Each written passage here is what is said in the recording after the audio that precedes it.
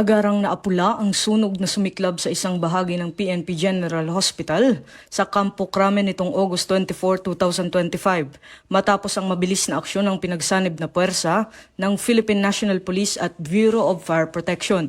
Batay sa ulat, nagsimula ang sunog dakong 10:05 ng gabi sa loob ng PNP-GH compound sa pagitan ng Specialty Ward at Neonatal Intensive Care Unit. Agad namang rumisponde ang Base Fire Section Emergency Team sa pangunguna ni Police Lieutenant Wally Ocde kasama ang mga tauhan ng Bureau of Fire Protection Quezon City Fire Department. Mabilis na isinagawa ang systematic fire suppression operations gamit ang tactical hose deployment at iba pang firefighting techniques.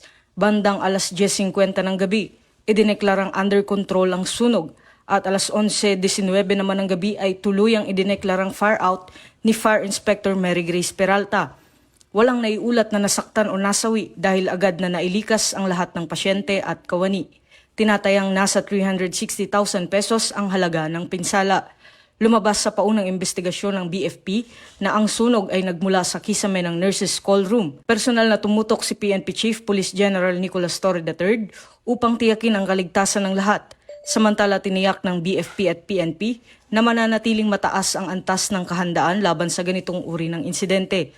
Ang pangyayari ay nagsilbing paalala ng kahalagahan ng koordinasyon, malasakit at mabilis na pagtugon sa oras ng sakuna. Isang patunay ng tunay na serbisyo at dedikasyon ng mga lingkod bayan. Pinapaalalahanan naman ng publiko at lahat ng tanggapan na tiyakin ang maayos na kondisyon ng mga fire safety equipment tulad ng smoke detectors, fire alarms at fire extinguishers upang maging epektibo sa oras ng pangangailangan.